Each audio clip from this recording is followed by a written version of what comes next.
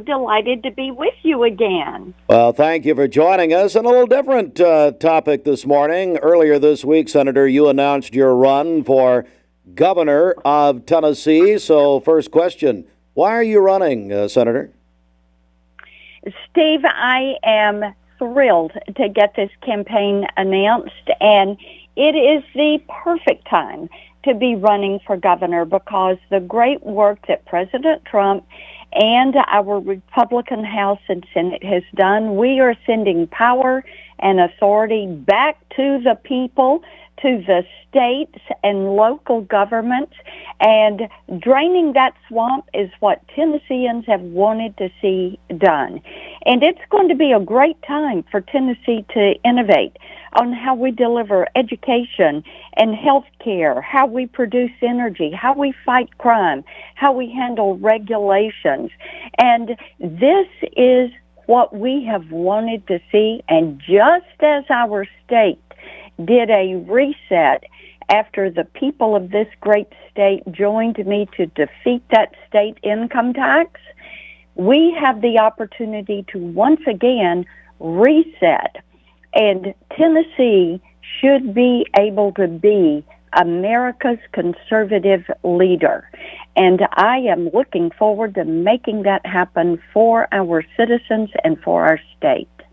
We're joined by Senator Marsha Blackburn, who announced that she is running for governor. You would be the state's first female governor ever. You were the state's first female senator. What would that mean to you should you win? What it means to me is the opportunity to help our state get on a firm conservative footing. We are a state that is in great shape.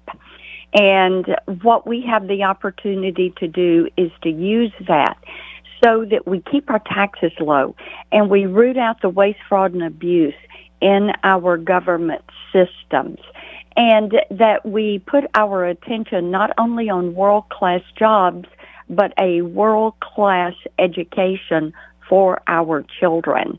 And being able to do that for families from one corner of the state to the other, that is something that I am looking forward to do. And you know, it's not about being male or female. It is about who has the most conservative experience delivering for the people of that state. And clearly, that is me.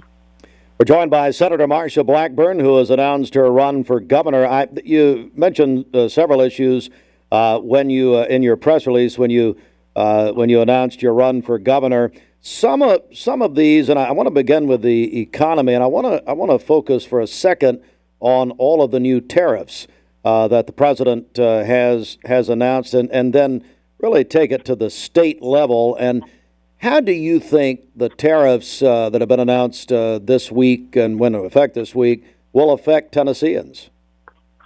One of the things that we have seen with tariffs is that we had a budget surplus. Our nation had a budget surplus in June for the first time in about a little over 30 years.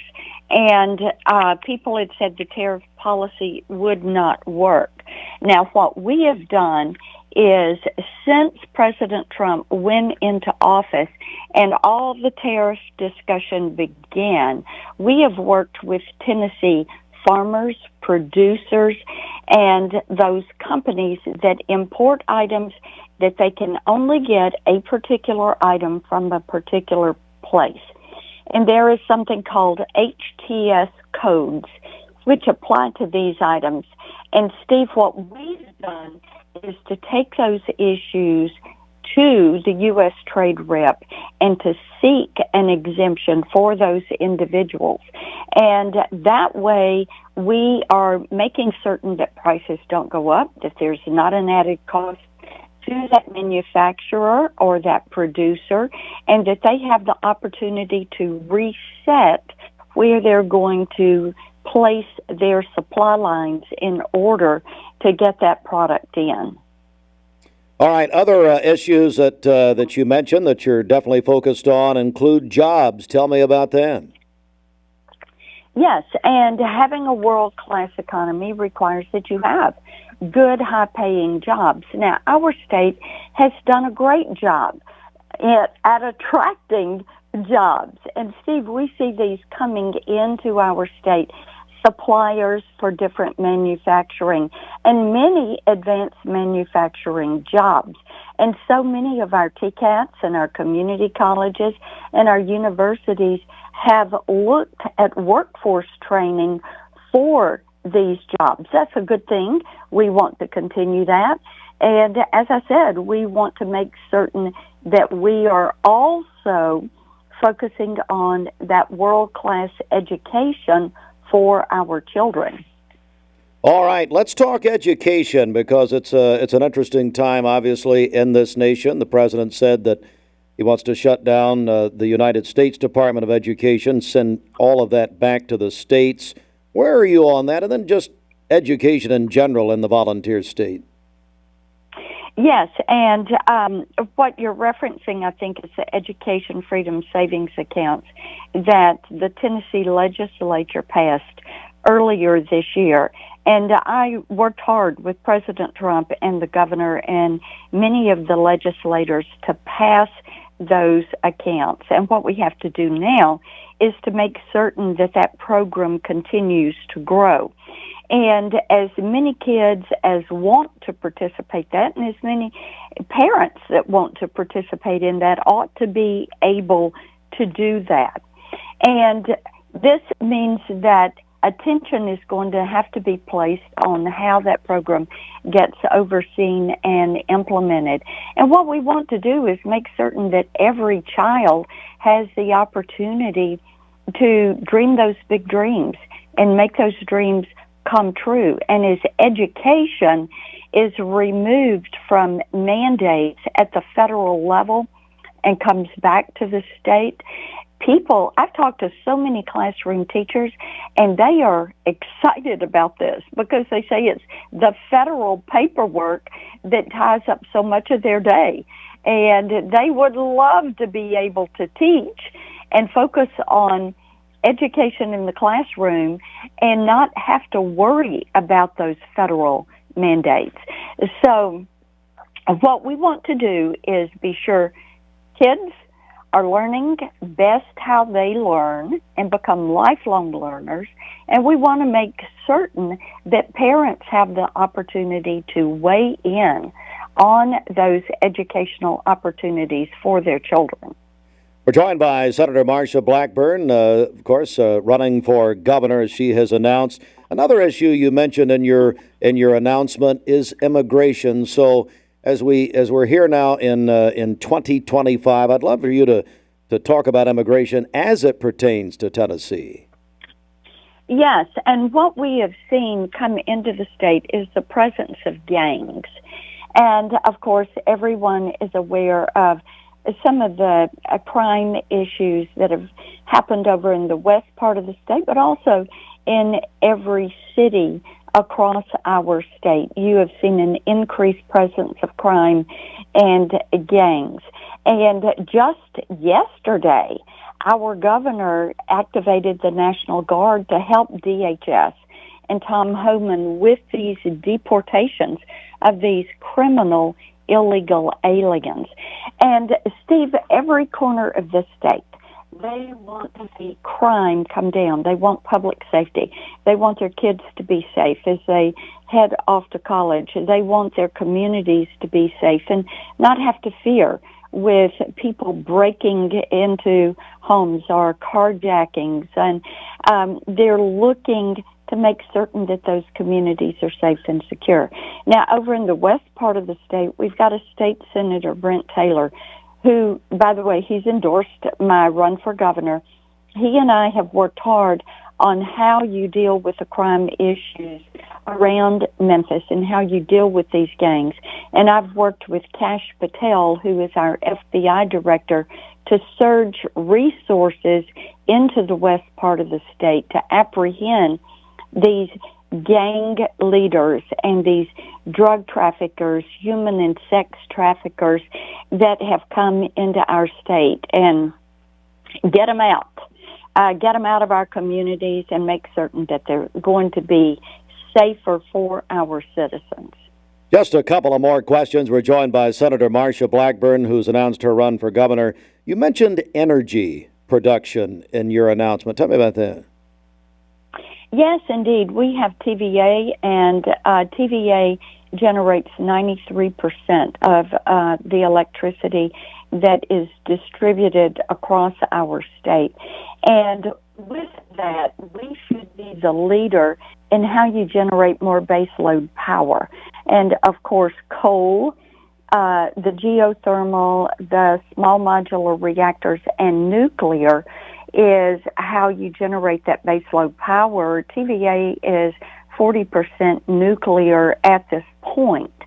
And what we should be doing is innovating through these SMRs, through these micro reactors, looking at some of these Tennessee companies that are leading in this innovation, looking at the research work that is being done at Oak Ridge and at UT with their partnership with Oak Ridge, and seeing how we generate the electricity that is going to be needed to power our state. We're a growing state, and energy is a big part of the infrastructure. When you look at surface transportation, when you look at broadband expansion, energy and that generation is certainly a part of that, and it is needed, and being able to keep up that pace with the growth that we are seeing, hyperscalers, data centers, advanced manufacturing coming into the state. Tennessee should be the leader in this innovation. Senator Blackburn running for governor of the state. Final question. Been a lot of comments and questions about this as far as, will you debate your opponent or opponents, or will you do a town hall? Where are you on that, and would you commit to that? We talk to Tennesseans every single day. And as you know, I have for the last 7 years been in every single county in this state. And we are constantly talking to people, and we are constantly working to get our message in front of them. And I encourage all of your listeners, MarshaBlackburn.com, come join us and come work with us. We are going to win this race, and I'm going to be a great governor for a really great state that we are going to position as America's conservative leader. So, Senator, on the debate, so is that no to a debate? We are out here every single day. Okay. People every single day. Okay, Senator. Senator Marsha. Today, Steve. Say it again. I can't hear you. What now? We're talking to you. Well,